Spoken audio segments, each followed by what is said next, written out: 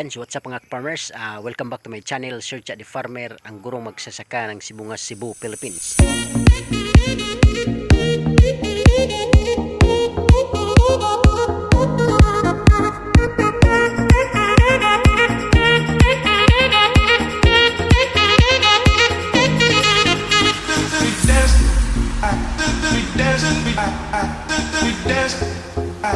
And if you are new to this channel mga farmers, please don't forget to subscribe and click the notification bell in order for you to be notified with my coming videos. Thank you and enjoy this vlog.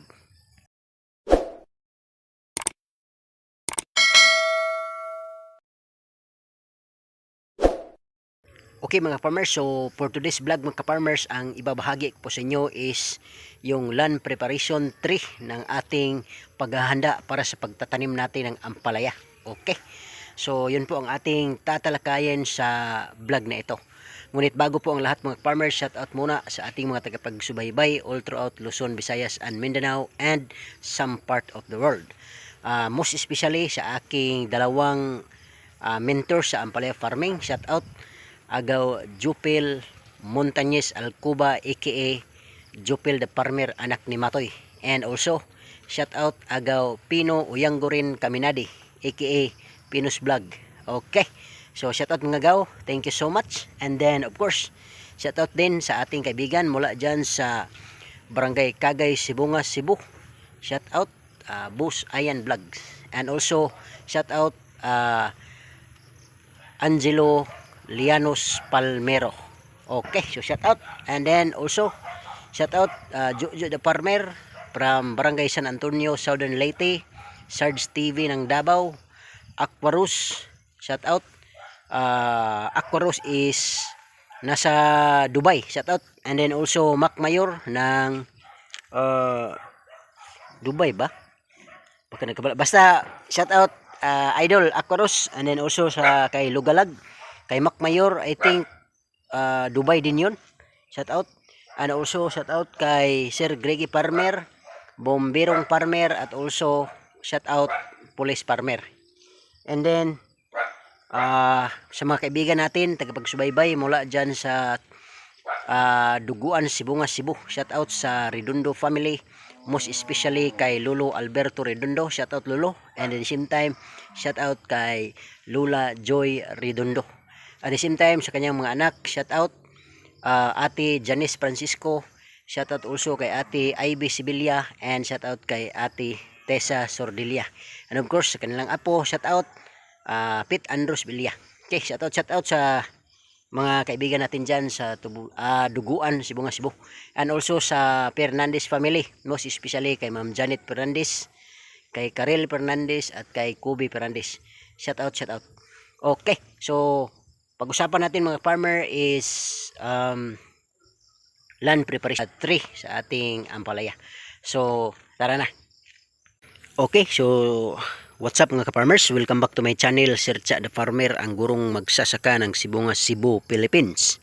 So for today's episode mga farmers, sa vlog na ito ay akin pong ibabahagi sa inyong lahat yung aking paghanda para sa pagtatamnan ko ng aking ampalaya project 2. So ngayon sa bidyong ito, showcase ko yung land preparation number 3. At yun po ay ang paglatag ng ating mga organic basal fertilizer. Okay? Kung nakikita nyo mga ka-farmers, yung mga sako na kulay puti na nakalatag dyan sa buong area, yan po ay organic basal fertilizer. So ito po ang ating pundasyon na fertilizer. Ito po ay organic 100%. At ito po ay ipot ng manok. Okay. So sa paglatag natin mga farmers, ang ano ko dito, ang aim ko sa area na to is makapag-produce ng 250 to 300 hills na puno. So I will try my best mga farmers sa minimum tabla distance. So gagamit ako 4 to 5 meters yung distance na i-experiment ko sa area na to mga farmers. So yan, so per plot mga ka-farmers, nilagyan ko ng anim na sako ng organic fertilizer na kung saan ay ipot ng manok. So hindi ko alam kung makasya yung 6 na sako, pero kung kulang meron pa naman tayong stock, so pwede nating mag-add tayo. Okay, so yan po mga farmers. So ang gagawin dito mga farmers is itong mga ipot ng manok sa loob ng sako ay ilalatag po natin dyan sa area kung saan gagawa tayo ng plot. Okay, so from beginning to end, so halimbawa doon yung beginning, dito ang end. So dyan ang paglatag natin ng ating basal fertilizer na ipot ng manok. So far mga ka-farmers, sa aking paglatag ng mga basal fertilizers natin dito sa mga sako, sa tulong ng aking kapitbahay, shout out kay Clarence. So siya yung tumulong sa akin at sinilduhan natin. So far mga ka-farmers, nagkaroon tayo ng 11 plots mga ka-farmer. So 1, 2, 3, 4, 5 hanggang doon sa pinakahuli, 11 plots ang magagawa natin mga ka-farmers.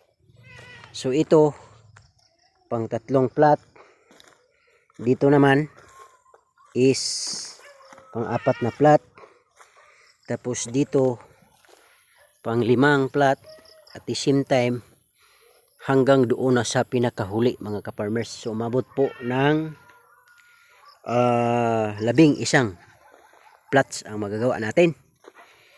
So yun nga mga ka-farmers ang gagawin natin dito, dahil nailatag na natin yung mga sako na mayroong laman na ipot ng manok. Ang next step natin, which is part pa rin ng ating land preparation 3 na vlog na ito, ay ilalatag po natin yung ipot ng manok na nasa loob ng sako dito sa area kung saan gagawin natin yung plot. Okay, so yan po ang land preparation 3 natin mga ka-farmers. So bakit kailangan ng land preparation 3 na ito? Very important mga ka-farmers, kasi ito po ang magsiserve na pundasyon. So last vlog ko about land preparation 2, it's all about sa unang pag-araro ng ating area. Yun nga, natapos na, kaya kailangan na nating ilatag yung ating mga ipot ng manok, yung organic fertilizer. Kasi ang gusto ko mangyari mga farmers, habang naghihintay ako ng ulan, kailangan yung mga ipot ng manok ay mailatag ko na sa area kung saan gagawa ko ng plot, para pag umulan mga ka-farmers, yung ipot ng manok ay mababasa at the same time ma-neutralize. Kibali, hindi na siya maiging mainit mga ka-farmers. So kailangan makaranas ito ng ulan 3 to 5 times bago natin i-finalize gawing plot at pagtabunan ng plastic mulch, para hindi po magiging problema ang resulta. Kasi hindi po pwedeng ilalagay natin to, tapos after 5 days or 3 days mag-plot ka na, tapos tatabunan man na ng plastic mulch. Ang mangyayari, masusunog yung ating ampalaya, mamamatay dahil mainit po yung ipot ng manok kasi bago. Although itong akin is almost 2 months, pero ganun pa rin, naniguro ko kasi mahirap mag-failure, no? Sakit. In order to succeed, talagang we have to follow the right precautions, no? Para magiging successful. So yun po ang aking vlog sa araw na ito mga farmers, and I hope meron kayong natutunan sa vlog na ito. So sa may mga tanong or sa may mga ampalaya na mga matagal-tagal na ang experience sa akin, this project will be my second ampalaya project. So beginners ako mga farmers, kaya naman tulungan nyo ako dito. Lalaban tayo mga farmers.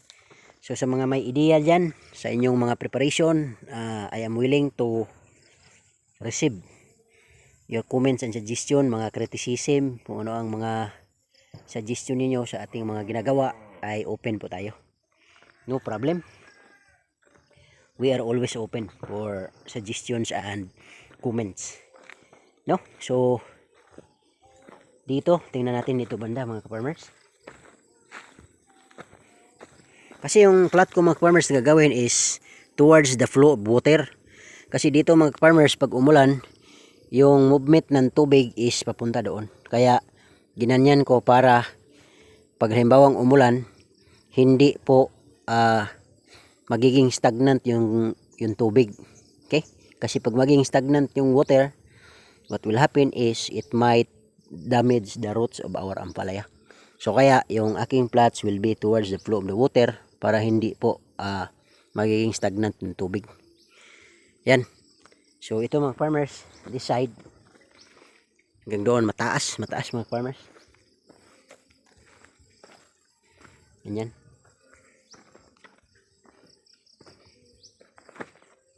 Okay. So first araro to mga farmers, no? Nakikita nyo naman sa last vlog ko. So pag umulan na, tapos mga 3 to 5 times na ulan marireceive, magpapaararo tayo ulit, ikalawang araro. Tapos by third araro, final, gagawa na tayo ng plot para makapag install tayo ng ating plastic molds at makapagsimula ng pagtatanim. So yan mga farmers, ito po ang aking area, Project Ampalaya 2. Thank you so much. At yun po ang vlog natin sa araw na ito mga farmers. Maraming salamat sa inyong pagsubaybay at panonood dito sa aking munting channel. Hopefully mga farmers, meron po kayong natutunan, nakuhang mga ideya o inspirasyon sa vlog natin ngayon. Kasi first and foremost, yung ating goal is to share our personal experience in farming, no? Most specifically in poultry farming and gardening, no? So vegetable farming. Kaya thank you so much. So once again mga farmers, this is Sir Cha the Farmer, ang gurong magsasaka ng Cebu, Philippines. Thank you and bye bye po sa inyo lahat. God bless and advance Merry Christmas. Okay.